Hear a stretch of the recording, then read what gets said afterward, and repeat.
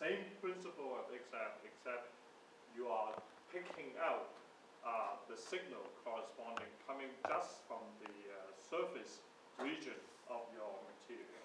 And in this way, you are only detecting, if you like, you're only detecting structure related to the surface. And the way to do that is to look for signals that are coming out near the surface region, and in particular OJ electron, for example, which come out from the near surface region, typically 1 nanometers, and if you can selectively detect just the OJ electrons, then you can say that the structure, the wiggle that you see, such as this one, that you see on the top here, could be just your surface, and then from there you can do the XF analysis, and then you can obtain the nearest neighbor distance in a simple manner.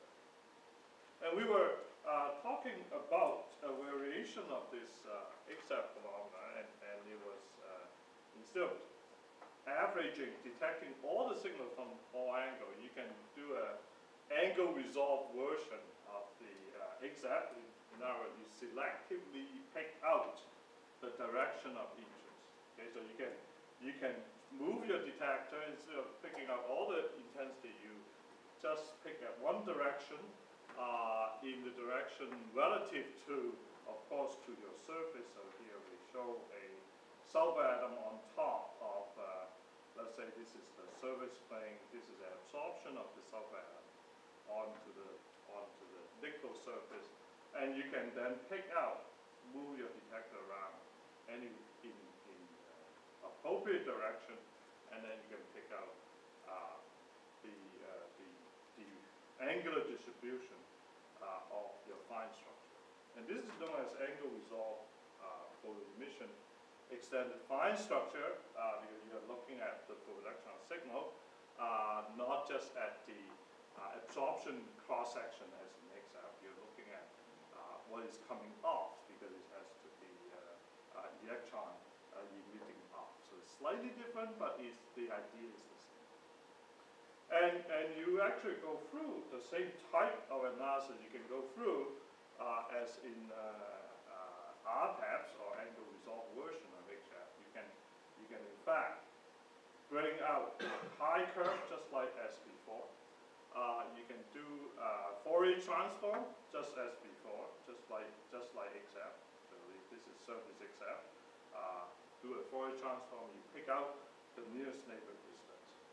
And what is shown here is that the sensitivity, because you are looking at angle, the signal go down, but your signal to background actually increase in the case of angle resolved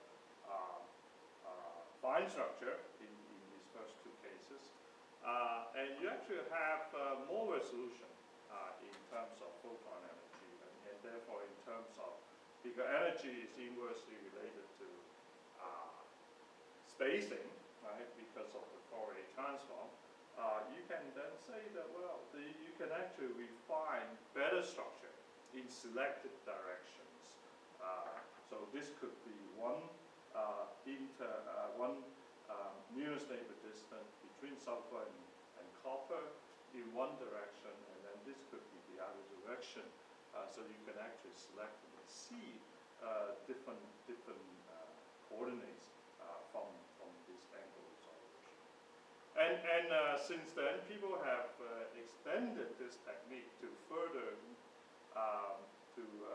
to build, in fact, to build a three-dimensional picture of your surface using this angular distribution measurement that we found in here. And unfortunately, this kind of technique involve a lot of these modeling, and so it gets haunted just like in low energy electron diffraction type analysis. It got very complicated because you have to assume a certain physical structure, and then you do your theory calculation, right? It could be quite involved, and then you compare and then you compare your theory. So here's an example whereby you have measured these experimental data, that the chi-curve, just like except that you've done, and then you create a model, physical model of your atoms and in your surface, and then you apply some scaling theory. It could be single scaling theory or some way to calculate this chi-curve, and then you compare with each other.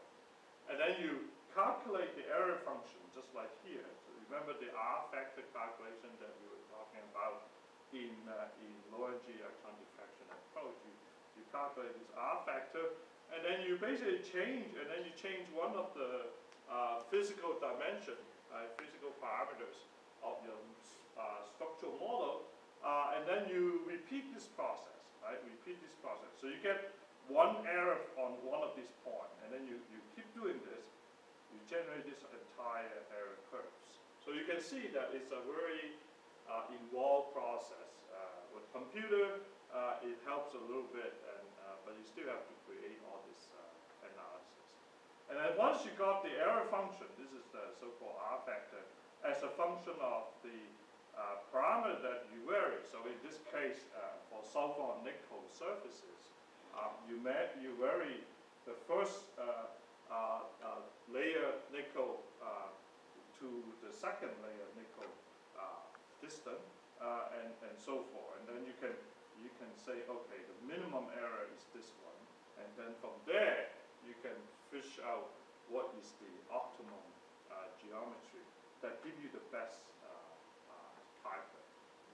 So this is a very the logistic is very much following the lead analysis, and so because of that, because lead analysis is not so easy to do for the common people, the technique is not so popular because it's even less popular than lead.